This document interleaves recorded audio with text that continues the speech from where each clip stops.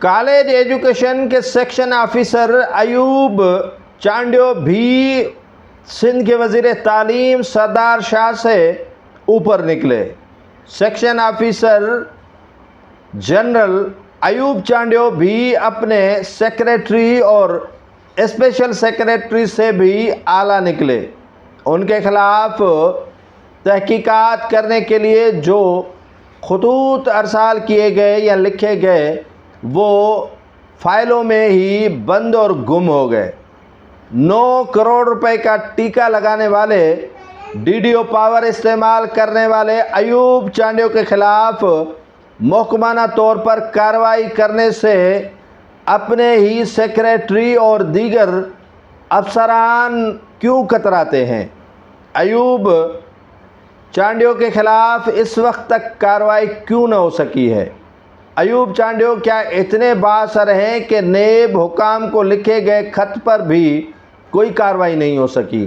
NAB حکام اور دیگر اعلیٰ افسران نے بھی ان معاملے پر کیوں خاموشی اختیار کر دی ہے؟ سیکشن آفیسر جنرل نے اپنی فیس 10% سے بڑھا کر 15% کر دی ہے اور ہر حال میں ملازمین کو دینی ہے۔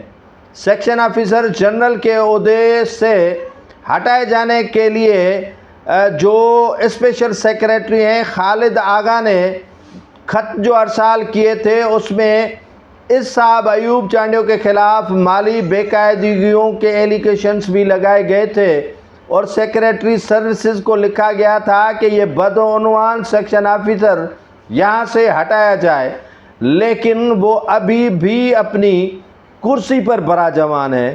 سیکریٹری اسپیشل کو منہ کی کھانی پڑی، لیکن ایوب 9 کروڑ روپے ان کے سامنے ہضم کر گیا ڈی ڈی او پاور کے ذریعے، لیکن اس کے خلاف محکمہ جو تعلیم کے وزیر ہیں کارروائی کرنے سے بھی گریزاں ہیں۔ کیا اس کی اتنی رسد بڑے بڑے مگرمچھوں تک ہے کہ ان کے خلاف کوئی کارروائی کرنے کے لیے تیار نہیں ہے؟ ایوب چانڈیو جو سیاہ و سفید کے وہاں مالک ہیں اور کالج ایجوکیشن میں چلتی ہی ایوب چانڈیو کی ہے۔ اگر کسی کو بل کروانے ہیں تو ایوب چانڈیو کے ہاتھ گرم کرنے پڑیں گے، اس کے بعد ہی آگے کا سلسلہ ہوگا۔ سیکریٹری جو محکمہ کا ہے کالج ایجوکیشن کا وہ بھی بے بس ہے، اس نے بھی اپنے ہاتھ اوپر کھڑے کر دیے ہیں کہ ایوب چانڈیو کے خلاف میں کارروائی نہیں کروں گا۔ اسپیشل سیکریٹری خالد پٹھان نے اس کے خلاف نیب حکام، اینٹی کرپشن حکام، FIA حکام کو بھی کئی خطوط ارسال کیے ہیں۔ یہ تو ظاہراً 9 ارب روپے ہیں جو محکمے سے کھائے گئے ہیں، لیکن اس سے زائد رقم جو ہے وہ اسی ایوب چانڈیو نے کھائی ہے، لیکن تحقیقات کرنے والے ابھی پیدا ہی نہیں ہوئے ہیں جو ایوب چانڈیو کے خلاف تحقیقات کریں۔